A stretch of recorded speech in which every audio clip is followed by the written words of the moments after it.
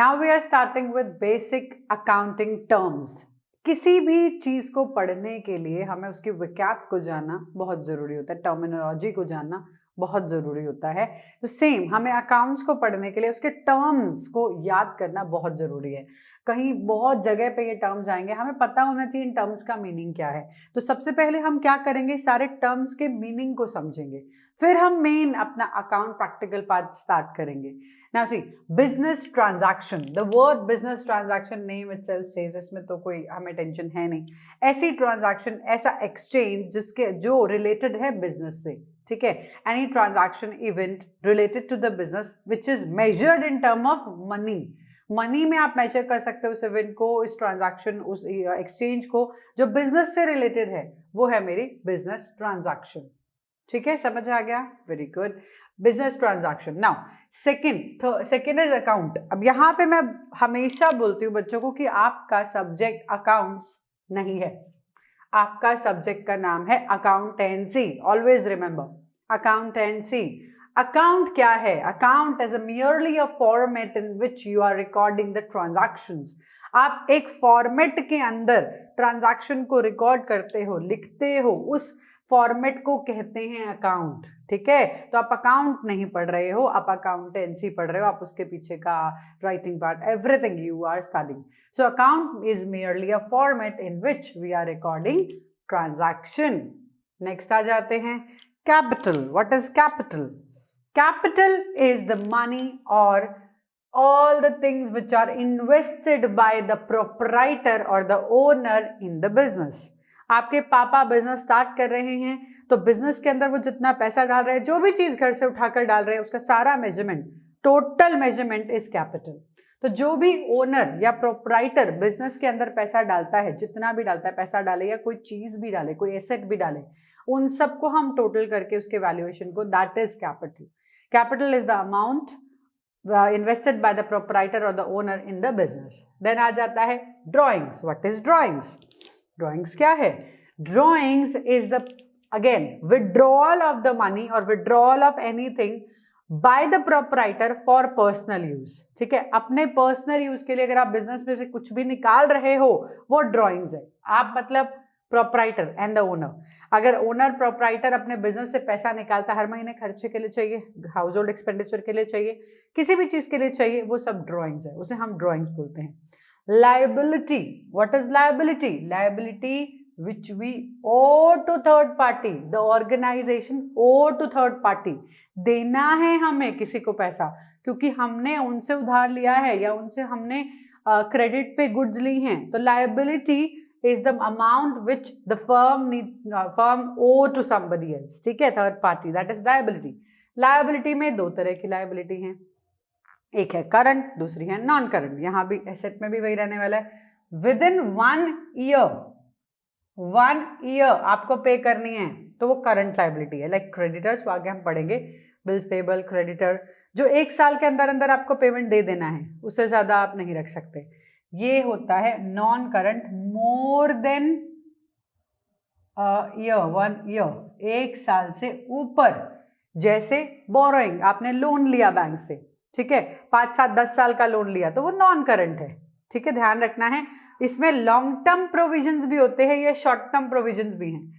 कुछ provision word का मतलब क्या होता है? प्रोविजन वर्ड मतलब होता है we are keeping an amount for future reference. ठीक है, तो वो अगर लंबे टाइम के बाद यूज करने वाले हो तो वो नॉन करंट में है, और शॉर्टर टाइम के लिए यूज करने वाले विद इन ईयर उसको यूज कर लोगे तो वो आपका शॉर्ट टर्म प्रोविजन है। तो दिस इज योर लाइबिलिटी। समझ आया? Which we owe. ठीक है, एसेट। एसेट क्या है?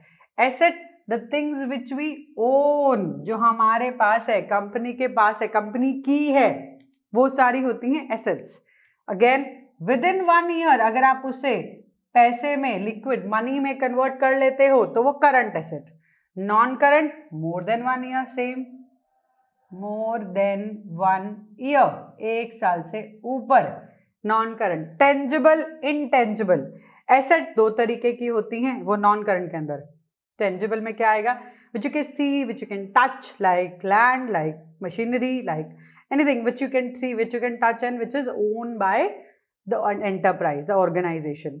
इंटेंजिबल ऐसी एसेट्स भी हैं जो आप ओन करते हो लेकिन आप इसे देख नहीं सकते, छू नहीं सकते, लाइक योर सॉफ्टवेयर, आप कुछ सॉफ्टवेयर परचेज करते हो, गुडविल है आपकी, पेटेंट्स हैं, कॉपीराइट है, ट्रेडमार्क है, ऐसे कोई भी चीज, ऐसी चीज आप परचेज करते हो जो आप देख छू नहीं सकते लेकिन उससे आप कमा रहे हो, उससे आपका बेनिफिट है, so that longer time benefit है, that is intangible asset. Okay, मैंने नाम बताया, पेटेंट, गुडविल, ट्रेडमार्क, कॉपीराइट, ये सारे आप देखो, ढूंढो, आपके पास गूगल है, ढूंढो क्या है, कॉपीराइट, पेटेंट, ये सब क्या है, गुडविल, ये सब क्या, इससे भी फर्म अर्न करती है। चलो let's see the next one, revenue. Revenue क्या है? Revenue is the total receipt, जितना पैसा बिजनेस के अंदर आता है, सेल से आया, डिविडेंड से आया, कमीशन से आया, किसी से भी आया, वो सब रेवेन्यू है, दैट टोटल इज रेवेन्यू। ठीक है, पैसा जैसे भी आया, अगर सेल से आया है, सिर्फ सेल करके आया है, गुड्स को आपने सेल किया मार्केट में, फिर पैसा आया है, उसे हम सेल्स बोलते हैं, उसे हम सेल्स बोलते हैं। सेल्स के अंदर कैश प्लस क्रेडिट दोनों ही टाइप की सेल्स होती है, ध्यान रखना है। Revenue is a total receipt, उसके अंदर डिविडेंड, कमीशन, सब कुछ आ जाता है, सब कुछ, लेकिन सेल्स रेवेन्यू यानी कि सेल से आया हुआ पैसा, तो कैश, इसको हम एक और चीज भी बोलते हैं, that is revenue from operations. Remember, revenue from operations, याद रखना, रेवेन्यू फ्रॉम ऑपरेशंस, ये बार बार यूज होगा बाद में। एक्सपेंडिचर्स, क्या है एक्सपेंडिचर्स? एक्सपेंडिचर्स का मतलब होता है खर्चा, नाम से ही पता है वैसे तो, the money which we are spending for taking benefit for more than one accounting year, एक से ज्यादा साल के लिए हमें जब बेनिफिट मिलता है किसी भी चीज का, तो वो एक्सपेंडिचर्स होते हैं। जैसे कोई एसेट को परचेज करना, ध्यान रखना है, एक्सपेंडिचर दो तरीके से होते हैं, एक कैपिटल एक्सपेंडिचर, एक रेवेन्यू एक्सपेंडिचर। ये जो रेवेन्यू एक्सपेंडिचर है ये एक्सपेंसेस ही है, the other name of revenue expenditure is expenses only. Capital, अब एक चीज समझनी है, हमने कैपिटल यहां पढ़ा है ना, हमने कैपिटल पढ़ा कि the amount which is invested by the proprietor into the business is called as capital. जब ये वाला कैपिटल और ये वाला कैपिटल अलग है, ये कैपिटल एक्सपेंडिचर है। जब capital as a prefix use हो जाता है किसी वर्ड के आगे, तो वो उसके मीनिंग को बदलता है, उसके मीनिंग को बदलता है, वही चीज हमें समझनी है। रेवेन्यू एक्सपेंडिचर, ऐसा खर्चा जो मोर देन वन अकाउंटिंग ईयर के लिए बेनिफिट दे। आपने एसेट खरीदा, एसेट को खरीदते वक्त खर्चा किया है ना, तो वो जो खर्चा आपने किया वो आपका कैपिटल एक्सपेंडिचर है, जो आपने खर्चा किया एसेट एक्वायर करने के लिए, वो कैपिटल एक्सपेंडिचर है। और रेगुलर नेचर के जो खर्चे आप करते रहते हो, रेगुलर नेचर के, जैसे कि सैलरी देना, रेंट देना, ये सब एक्सपेंडिचर आपके वन अकाउंटिंग ईयर के अंदर अंदर ही बेनिफिट दे देते हैं, उसे हम एक्सपेंसेस भी बोलते हैं, उसे हम रेवेन्यू एक्सपेंडिचर भी बोलते हैं। ध्यान रखना है, revenue expenditure is recurring nature, with in a year उसका बेनिफिट मिल जाएगा, रिकरिंग है, रेगुलर है।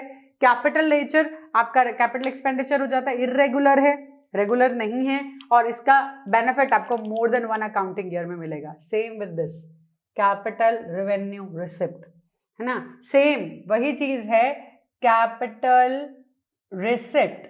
जब हम कहते हैं कैपिटल रिसिप्ट, तो मतलब ऐसा मनी हमें जो मिल रहा है वो once in a while he मिलने वाला है। एसेट सेल करके आपने मनी लिया तो वो आपका कैपिटल रिसिप्ट है, ये बार बार नहीं मिलेगा। जबकि रेवेन्यू रिसिप्ट मतलब जो आपको बार बार मिलता रहता है, रिकरिंग है, जैसे सेल से पैसा देके, कमीशन लेके, डिविडेंड लेके, ये सारे रेवेन्यू मिलते रहते हैं। जो मिलते नहीं रहते, वंस इन अ वाइल मिलते हैं, वो कैपिटल रिसिप्ट। ठीक है, यहाँ तक तो हमें समझ में आ गया। Revenue we are done, expenditure we are done, expenses here we are done, sales हमने किया, इसको हम सेल्स रेवेन्यू भी बोलते हैं। ठीक है, सेल्स रेवेन्यू और रेवेन्यू फ्रॉम ऑपरेशंस। ठीक है, कैश एंड क्रेडिट सेल्स, ये भी हो गया हमारा रिसिप्ट एंड एक्सपेंडिचर। अब बात करते हैं इनकम। इनकम और प्रॉफिट में बहुत डिफरेंस है, ध्यान रखना है, इनकम और प्रॉफिट में बहुत डिफरेंस है। यस, आप सोचोगे कैसे, मैं बताती हूँ। देखो प्रॉफिट क्या है, प्रॉफिट सेल्स माइनस कॉस्ट है। आपने जो भी चीज बेची, जितने में बेची, माइनस उसका जितना भी एक्सपेंडिचर हुआ उसको बनाने के लिए या एक्वायर करने के लिए, वो कॉस्ट, तो आपका प्रॉफिट आ जाता है। लेकिन इनकम थोड़ा वाइडर टर्म है, उसके अंदर जो आपके बिजनेस के अंदर जितनी भी रिसिप्ट्स हुई हैं, रिसिप्ट जितनी भी हुई हैं माइनस पेमेंट, सारी पेमेंट्स, मतलब ओवरऑल, सिर्फ और सिर्फ बिजनेस रिलेटेड टर्म से नहीं, बिजनेस रिलेटेड गुड से नहीं, ठीक है, ओवरऑल सारे रिसिप्ट्स, ओवरऑल सारी पेमेंट, सेल्स कॉस्ट नहीं, ओवरऑल सारी रिसिप्ट, ओवरऑल सारी पेमेंट माइनस करोगे तो आपका इनकम आएगा, ठीक है, समझ आ गया। Income is wider term than profit. Profit क्या है? सेल्स माइनस कॉस्ट, जबकि इनकम क्या है? रिसिप्ट्स माइनस पेमेंट, सारे बिजनेस की रिसिप्ट, सारे बिजनेस की पेमेंट। गेन, अब गेन क्या है?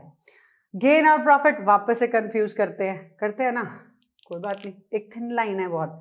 अच्छा सोचो, अगर आपको आपके फ्रेंड को 100 रुपए देने हैं और वो 70 रुपीज में मान गया, बोलता 30 रुपए रहने दे, कोई जरूरत नहीं है देने की, ये आपका प्रॉफिट है या आपका गेन है?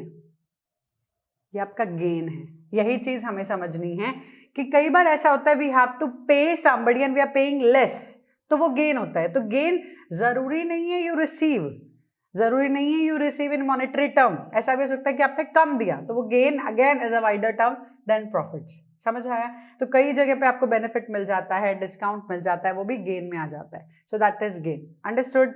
लॉसेस क्या है? The name itself says when, loss क्या होता है? जब आपके एक्सपेंडिचर्स माइनस हो जाते हैं आपके इनकम के, यानी कि सेल्स के। तो आपको पता ही है वैसे तो, सो आप बचपन से पढ़ के आ रहे हो कि अगर कॉस्ट ज्यादा होता है सेल्स से तो आपका लॉस होता है, तो that is your losses. Word purchases, जब वर्ड परचेजेस की हम बात करते हैं तो व्हाट इज परचेजेस? परचेजेस हमेशा रॉ मटेरियल परचेजेस के लिए लिखा जाता है। जो भी बिजनेस में हम कह सकते हैं, या बिजनेस में रॉ मटेरियल हम खरीदने वाले हैं, उसके लिए टर्म यूज होता है परचेज। एसेट परचेज के लिए कभी भी परचेजेस वर्ड यूज नहीं होता, एसेट परचेज के लिए कभी भी परचेजेस वर्ड यूज नहीं होता। ऑलवेज रिमेंबर, सेल्स और परचेज से रिलेटेड एक और चीज है, सी सेल्स रिटर्न भी तो हो सकता है। यू सोल्ड बट सामने वाले का डिफेक्ट आया। आजकल तो बहुत सारी अमेजॉन, फ्लिपकार्ट, हर जगह से हम सामान मंगाते हैं, नहीं पसंद आता तो हम क्या करते हैं? वापस कर देते हैं, आप रिटर्न कर देते हैं, तो वो सेल्स रिटर्न है ना। तो आप कंपनी ने सेल किया बट वो रिटर्न आ गया ड्यू टू डिफेक्टिवनेस और anything. Same way purchase return भी आएगा। परचेज रिटर्न क्या है? परचेज रिटर्न ऑब्वियसली आपने परचेज किया लेकिन आपको डिफेक्ट लग रहा है इसलिए आपने वापस दे दिया। सेल्स रिटर्न को रिटर्न इनवर्ड बोलते हैं। ध्यान रखना, ये बहुत जरूरी है क्योंकि आगे ये वर्ड बार बार यूज होगा। फिर आप सोचोगे रिटर्न इनवर्ड क्या है, रिटर्न आउटवर्ड क्या है? Return inward, something is coming in, आपने सेल किया था वो वापस आ गया, return inward. Purchase return, return outward, we are giving to other party, हमने परचेज किया था उनको वापस दे रहे हैं, रिटर्न कर रहे हैं, तो वो हो गया हमारा रिटर्न आउटवर्ड। तो हमने अभी कितना पढ़ा इसमें देख लो। बिजनेस ट्रांजैक्शन पता है हमें, the transaction which is related to the business measure in term of money. Account merely a format in which we are recording the transactions. Capital, amount invested by the proprietor or the owner in the business. Drawing, amount withdrawal by the proprietor or the owner from the business. Liability, the money or the financial debt or the things which are owed by the firm to the third party. Current liability, firm need to pay within the year, firm need to pay more than a year, that is non-current. Asset, the things which are owned by the firm is called as assets. Asset can be divided into two parts again, current, non-current. The benefit of that asset you are going to take it within a year. Current, you are going to take the benefit for more than one accounting year. That is non-current. Tangible, which you can see, which you can touch, which you can feel. Intangible, which you cannot touch, which you cannot see. That is software, goodwill and all. Your land, machinery and all. Revenue, the total receipt by the firm. Expenditure, the money spent for taking longer time benefit like asset purchase. Expenses for shorter period, that means within a year. Within a year if we can take the benefit, that is expenses, which is regular expenses, that is revenue expenditure. Sales, the amount which we earn by selling, amount which we have received, not earned, received by selling a particular quantity of commodity into the market. Profit, sales minus cost of sales over the cost will be called as profit. Same way, cost over the sale will be called as losses. Sales return, when we are returning the sale or the customer is returning the goods to the firm. So because of the defectiveness or any other reason, that is sales return. It is also called as return inward. Purchase return, we have purchased something from the other party, but because of defectiveness, we have again returned it to the other party, that is purchase return, or it is called as return outward. Receipt, capital receipt, revenue receipt. Within a year, not within a year, but once in a while you are getting this one, okay, like selling any asset or something. Revenue receipt हो गया, that is regular nature, recurring nature. Any receipt which you are getting on regular basis is called revenue receipt. Expenditure we are done, income we are done, gain, again it is more than profit because it includes the discounts also where you have to pay less. Purchases only related with the raw material, not related with assets. Let's see the other terms, then we'll complete this part.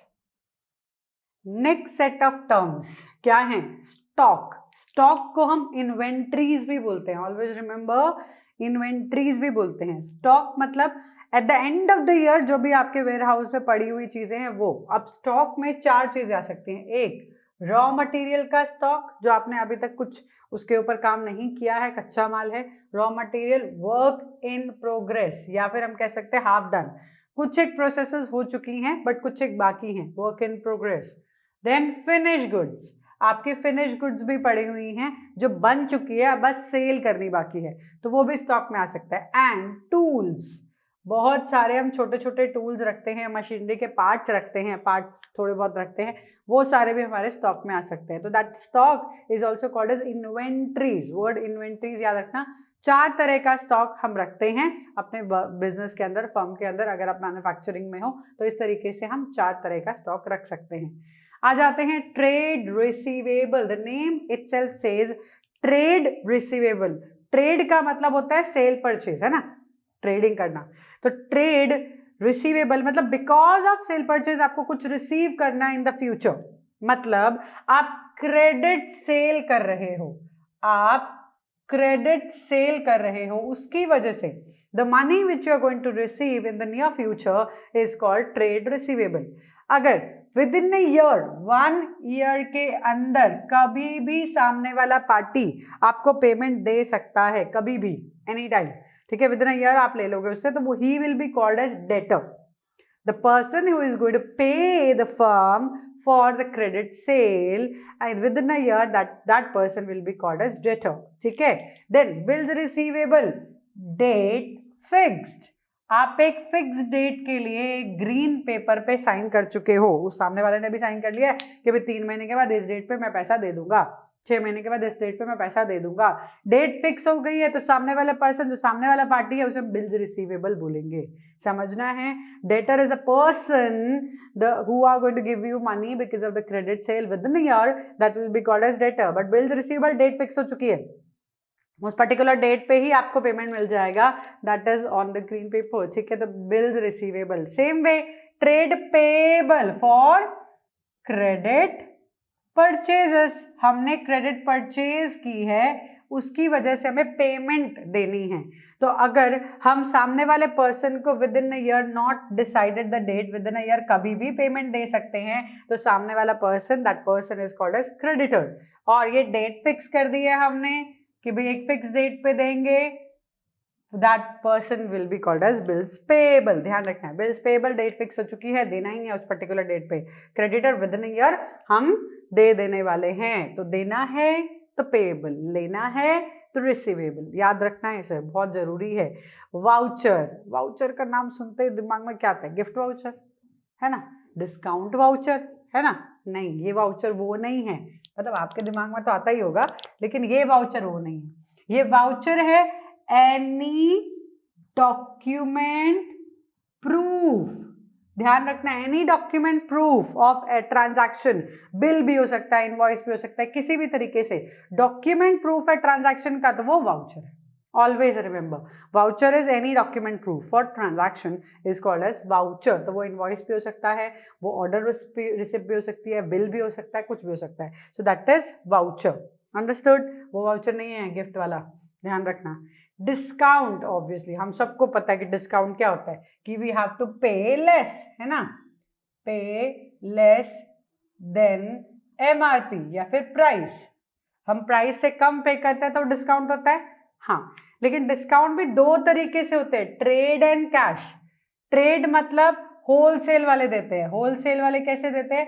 अगर आप ज्यादा माल लोगे, अगर आप एक बड़ा quantity purchase करोगे, quantity जो आप ले रहे हो वो बहुत ज्यादा ले रहे हो, इसीलिए आपको डिस्काउंट मिल रहा है, तो वो ट्रेड डिस्काउंट है। क्वांटिटी आप बहुत ज्यादा ले रहे हो इसीलिए आपको डिस्काउंट मिल रहा है, दैट इज ट्रेड डिस्काउंट। ठीक है। Cash discount when you are paying prompt, मतलब आप जल्दी से पेमेंट कर रहे हो। हमेशा ध्यान रखना, present money is always near and dear to us then the future money. मुझे फ्यूचर में इतना मतलब ठीक है, फ्यूचर में मिलेगा अच्छी बात है, लेकिन प्रेजेंट मिलेगा बहुत अच्छी बात है, ऐसा। तो हाँ, अगर कोई पर्सन बोलता है कि भाई आप देखना कहीं जगह पे जहाँ पे क्रेडिट में ट्रांजैक्शन ज़्यादा होती है होलसेल के अंदर, उनके अंदर क्या होता है 1 से 90 डेज की कुछ धारा चलती है, मतलब 1 से 30 दिन के अंदर आपने पे कर दिया तो 10% डिस्काउंट मिलेगा आपको बिल पे। 30 से 60 30 to 60 के डेज के बीच में पेमेंट किया तो 5% डिस्काउंट मिलेगा।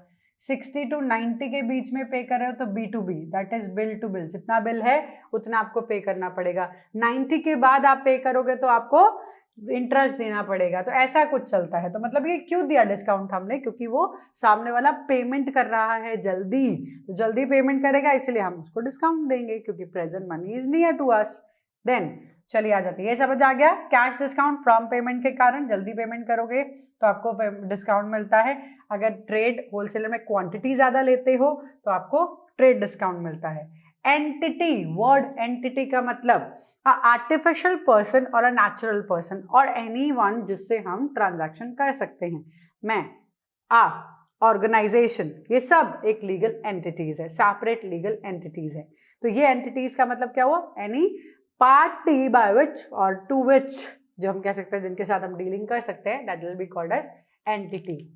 What is called as debit and credit. क्या है डेबिट एंड क्रेडिट? बहुत सुनोगे, अकाउंट में पूरा डेबिट एंड क्रेडिट ही है। ये अकाउंट होता है नॉर्मली, एक टी शेप बता रही हूँ। Right hand side, your right hand side, your right hand side is credit. Always remember, your left hand side is debit.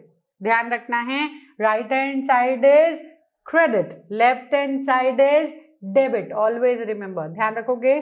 तो राइट हैंड साइड आपका अकाउंट का राइट हैंड साइड आपका credit है, left hand side आपका debit है, ध्यान रखना है। ठीक है, डेबिट और क्रेडिट का और कोई मीनिंग नहीं है, और कोई मीनिंग नहीं है, नेवर।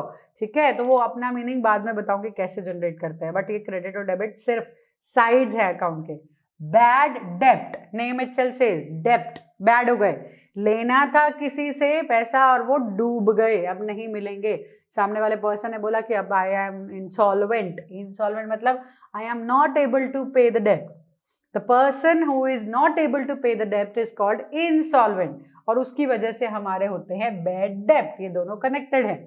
ठीक है, पर्सन इंसॉल्वेंट हो गया, उसको पैसा नहीं दे सकता, इसीलिए उसने हमें पैसा नहीं दिया, हमारा पैसा डूब गया, तो जो पैसा डूबा उसे बैड डेप्ट बोलेंगे। The person who is not able to pay called insolvent. समझ आया? सामने वाला पर्सन इंसॉल्वेंट, जो हमारा पैसा डूबा उसको बैड डेप्ट। लाइव स्टॉक, लाइव स्टॉक, हम सब बहुत सारे एनिमल्स को भी ऑर्गेनाइजेशन के अंदर कितनी बार यूज करते हैं, लाइक मिल्क, डेयरीज के अंदर काउ, बफेलोज, इनको यूज किया जाता है। ये हमारे लिए एसेट है, ये हमारे लिए एसेट है, क्योंकि इनसे ही हमारा प्रोडक्ट बनेगा, तो वो हमारे लिए स्टॉक है, उन्हें बोला जाता है लाइव स्टॉक। सो एनिमल्स जो भी हम यूज करते हैं फॉर द बेनिफिट और the organisation will be called as live stock. तो टर्मिनोलॉजीज हो चुकी हैं।